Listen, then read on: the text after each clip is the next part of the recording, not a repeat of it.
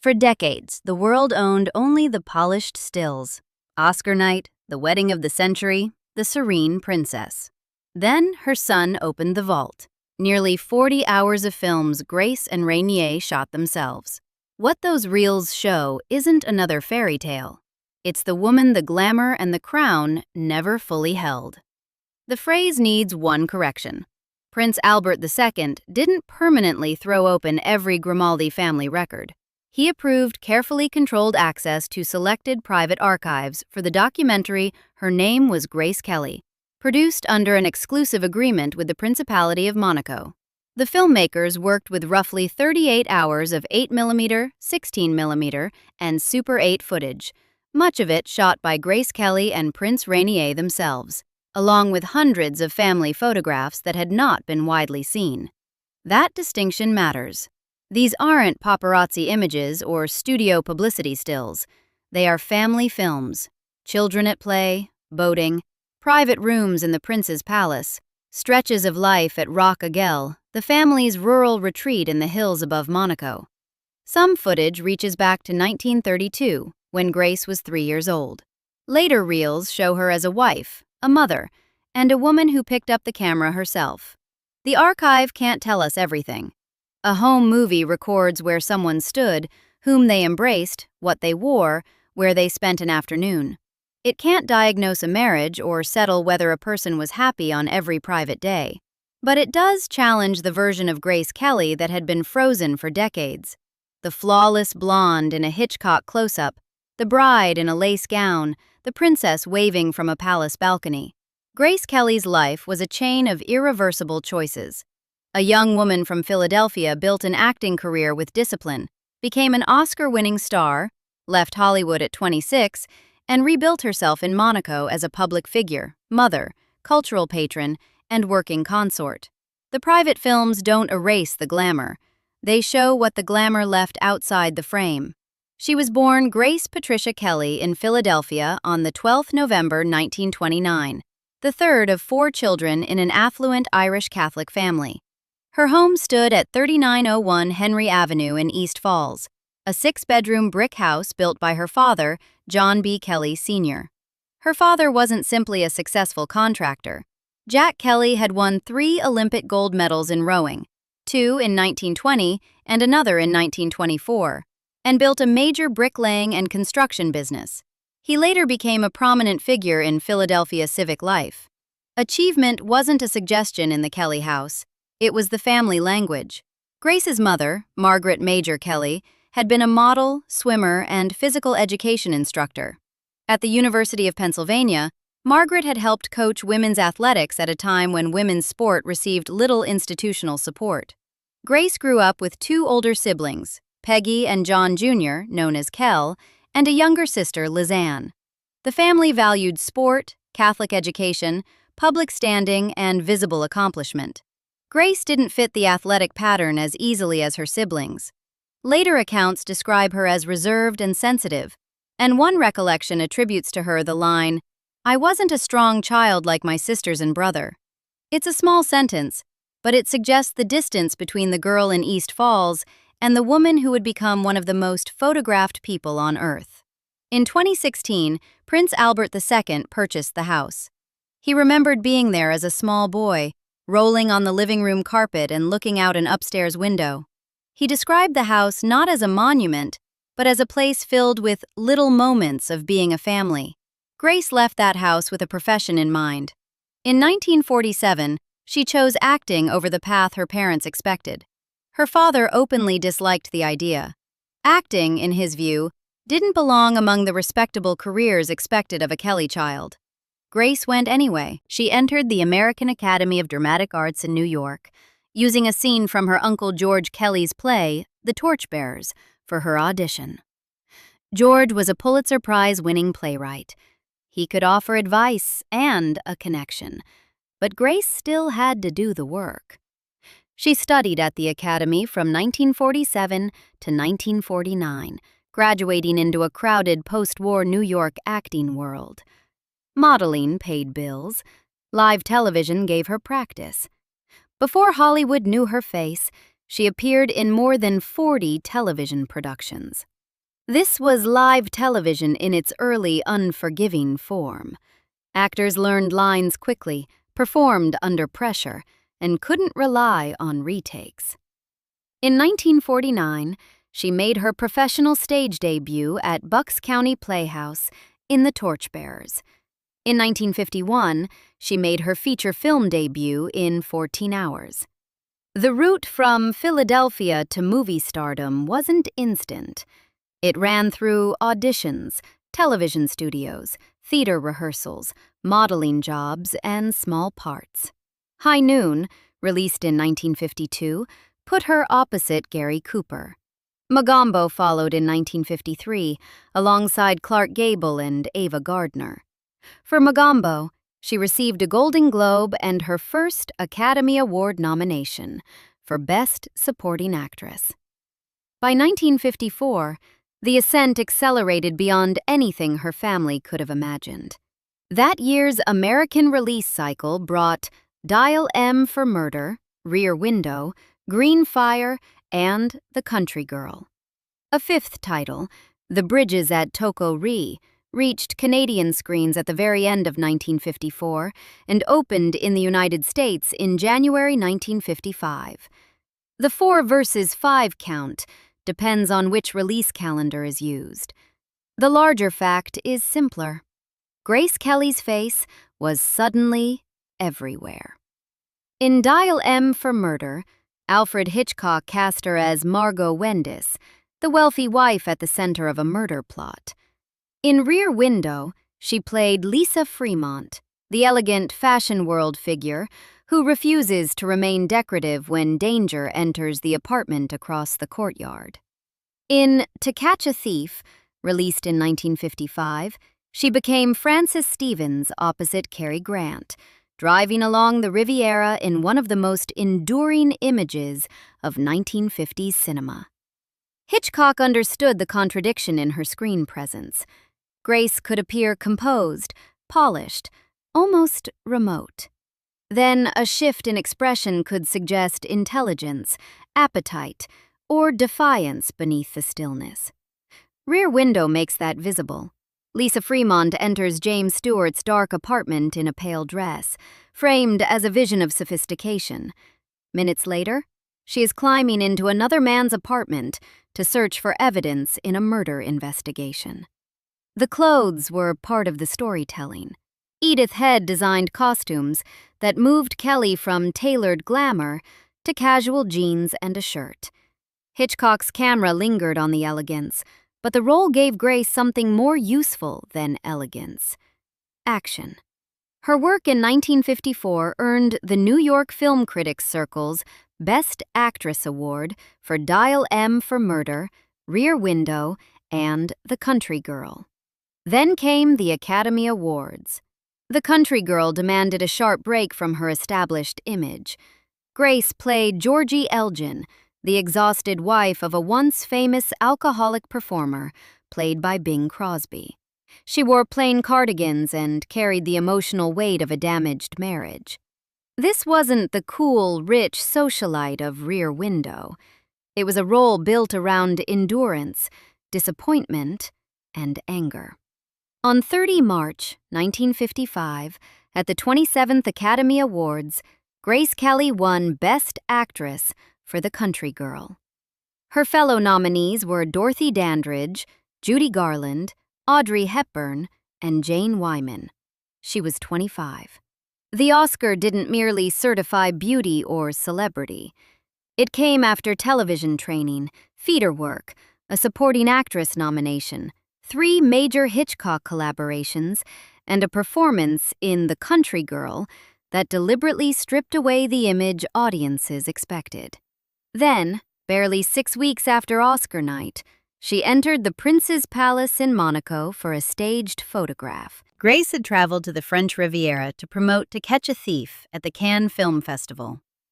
On 6 May 1955, Olivia de Havilland and her husband, Paris Match editor Pierre Gallant, helped arrange a photo opportunity with Prince Rainier III of Monaco.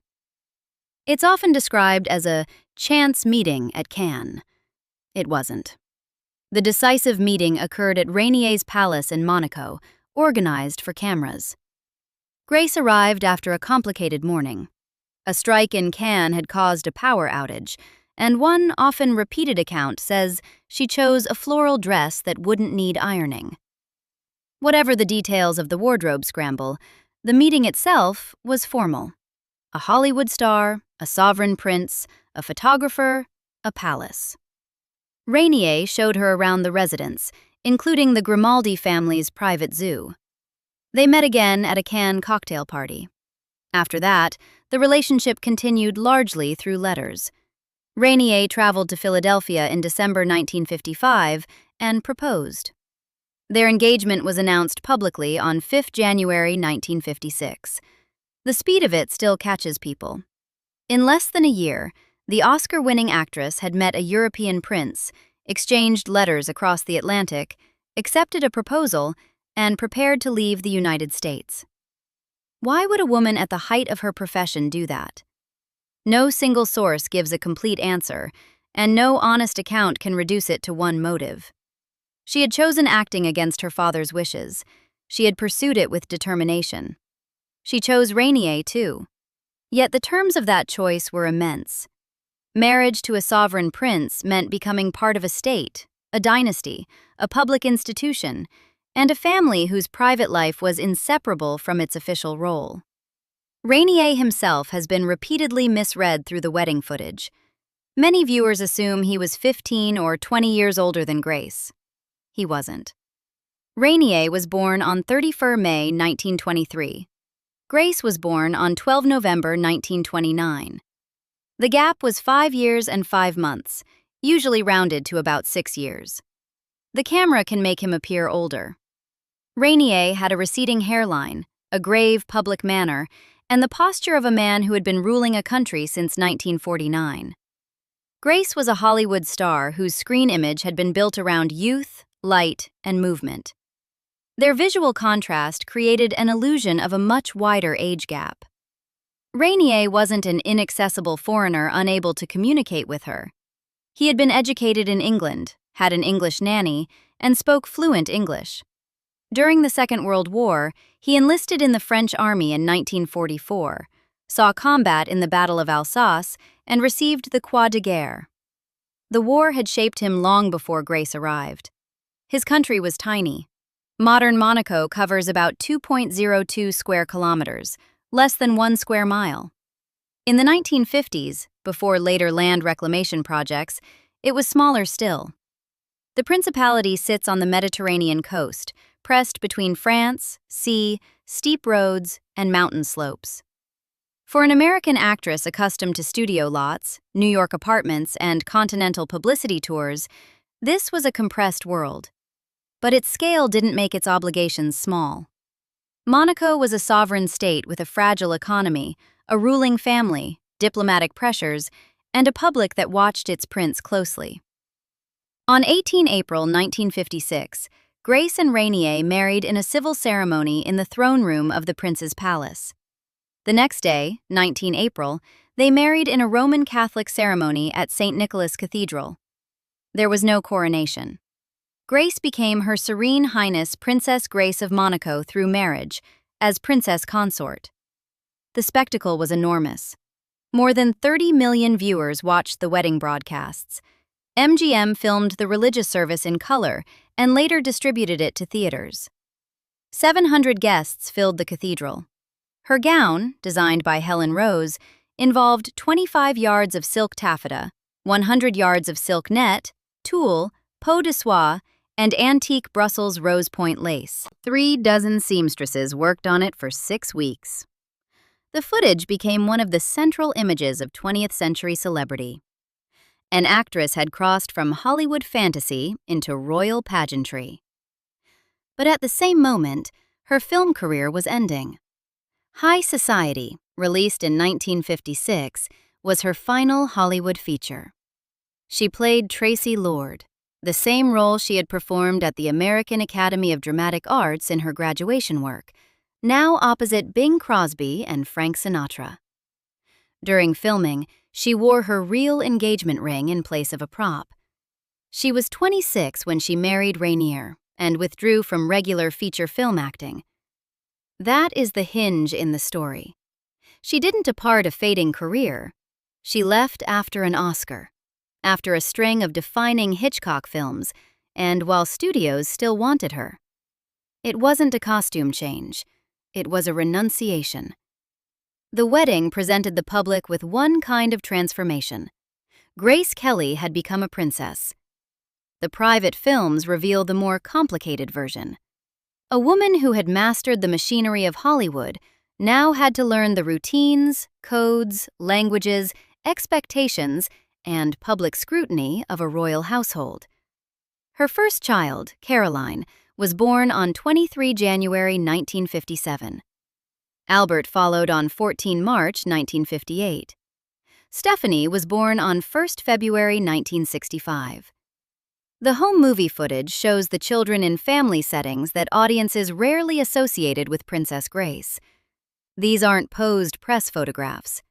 The camera catches casual movement, children, outdoor life, adults filming one another, the ordinary disarray of a family's day. The images matter because the public version of Princess Grace often reduced motherhood to a royal portrait.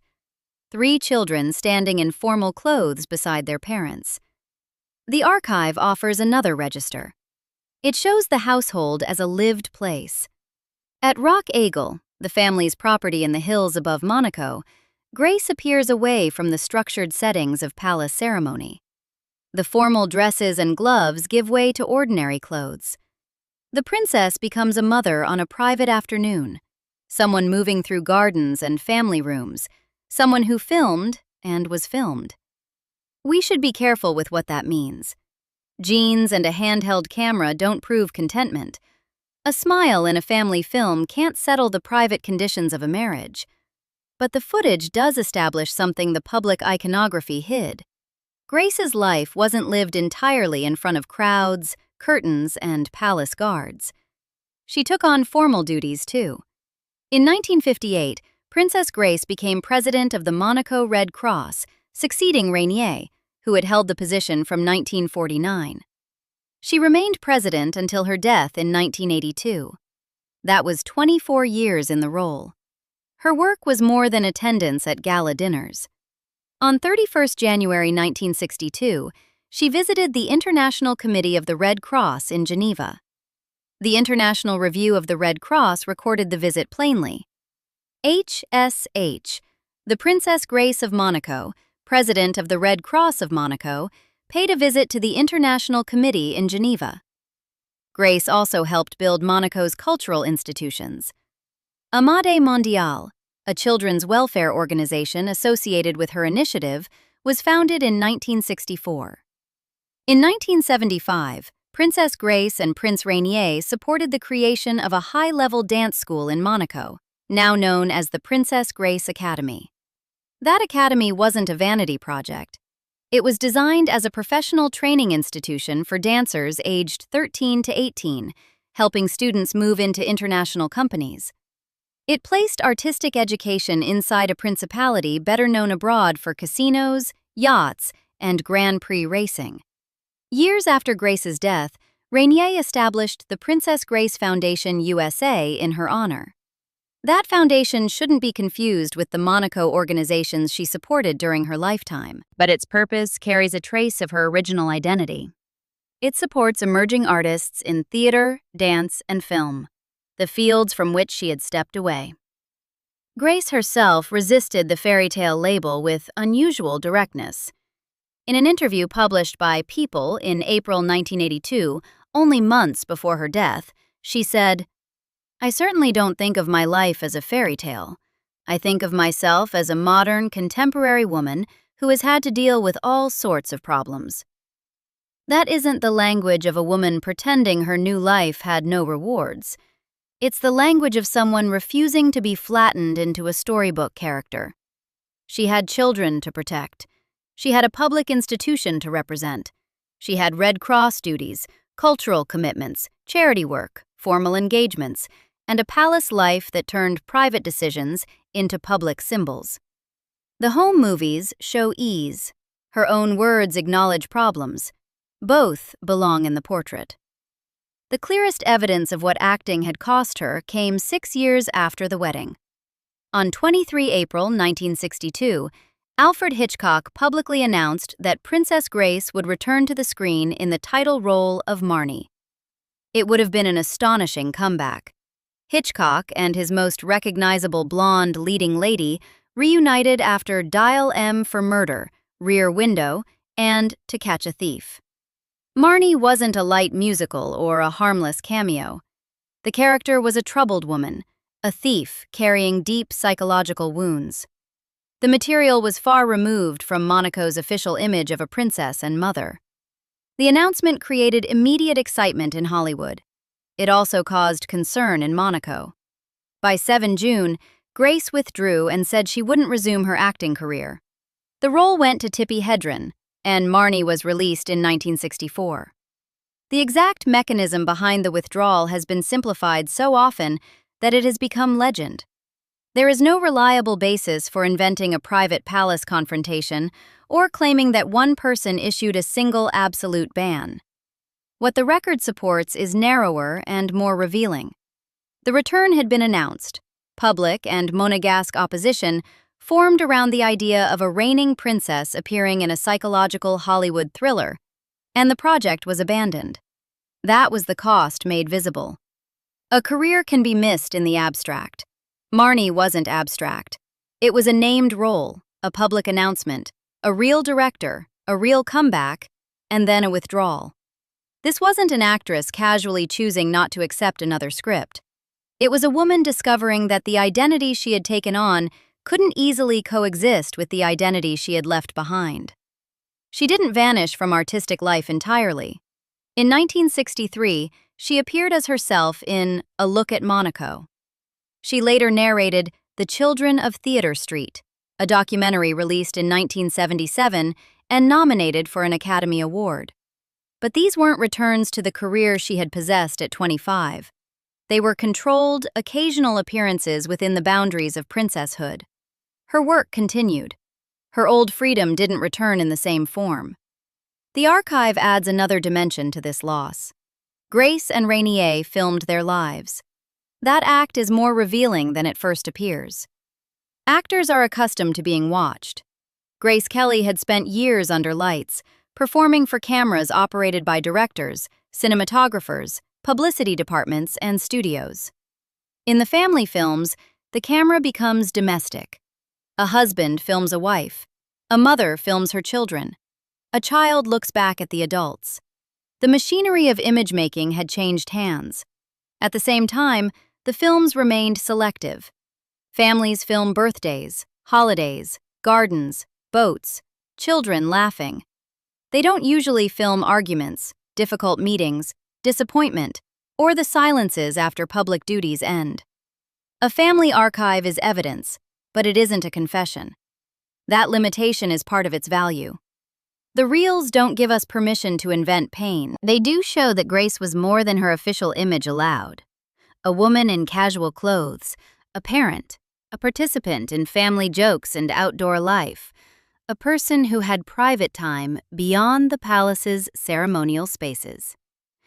The contrast with her screen persona can feel startling. In Rear Window, Lisa Fremont enters a room as if she belongs in a fashion magazine. In the home films, Grace is at Rock Agel, among children and relatives, often far from the marble staircases and formal gowns that defined the public memory. In the wedding newsreels, she seems almost too perfect to be human. In the private archive, she is part of a family that films itself because families do that. That doesn't dissolve the crown. It gives it context. By 1982, Grace had been Princess of Monaco for 26 years, exactly as long as she had been when she left Hollywood. Her public life had lasted more than 4 times as long as her feature film career. On 13 September 1982, she and her 17-year-old daughter, Princess Stephanie, were returning from Rock Agel toward Monaco in a Rover 3500. The road ran through steep terrain above the coast. Monaco's geography, so picturesque in wedding films and Riviera travel sequences, becomes dangerous quickly once the road narrows into bends above ravines and cliffs. Grace was driving. This is one of the most persistent false stories attached to her death. Stephanie wasn't driving the car. She was the passenger. Medical reporting at the time described Grace suffering a cerebrovascular event, commonly reported as a stroke or cerebral hemorrhage, while at the wheel. She lost control of the Rover on the mountain road, and the car went off the road into steep terrain. The fine details of the medical sequence vary across later accounts. Some reports use stroke, others cerebral hemorrhage. Descriptions of the fall and hospital treatment also differ. The central sequence does not. Grace suffered a catastrophic medical event while driving, lost control, crashed, and was taken to hospital. Stephanie survived, though she was injured. Princess Grace died in hospital in Monaco on 14 September 1982. She was 52. The date matters because another error has entered popular memory. She didn't die on 18 September. That was the date of her funeral. 4 days after her death, Monaco Cathedral filled again. The building had held her wedding in 1956. Now it held her funeral. The same principality that had welcomed an American actress as its princess mourned the woman who had become one of its most recognizable faces. The worldwide response was immediate because the public had known Grace through images. Philadelphia remembered its daughter. Hollywood remembered the Oscar winner and Hitchcock star. Monaco mourned its princess, Red Cross president, cultural patron, wife, and mother. But public mourning also hardened the image. Death can turn a complicated person into a symbol faster than a lifetime can. The home films resist that process. They don't prove that Grace was always content. They don't prove that she was secretly miserable.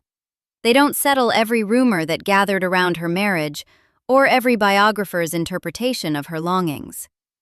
They show a fuller record: public duty alongside family leisure, formal life alongside casual life. A woman once filmed by Hitchcock, now filming her own children. In June 1982, only months before the crash, Grace gave what is widely described as her final televised interview with Pierre Salinger for ABC's 2020.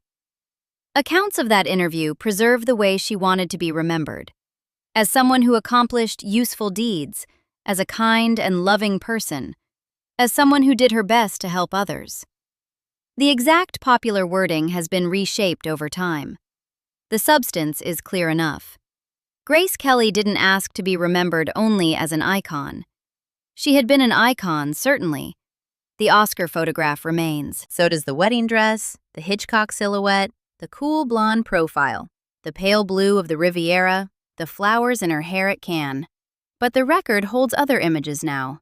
There is the Philadelphia child whose height marks remained on a closet door. There is the ambitious student who moved to New York and learned her craft through live television. There is the actress who won Best Actress on 30 March 1955 and left a thriving career the following year. There is the 26-year-old bride entering a country smaller than 1 square mile. There is the Red Cross president reading international documents and attending meetings in Geneva. There is the mother at Rock Eagle, filmed by her family and filming them back. There is the actress who almost returned for Marnie, only to find that princesshood had altered what she could do. And there is the woman in the home movies. She isn't waving from a balcony. She isn't accepting an award. She isn't holding a wedding bouquet before 30 million viewers. She is moving through the frame with the people who knew her before the image became permanent.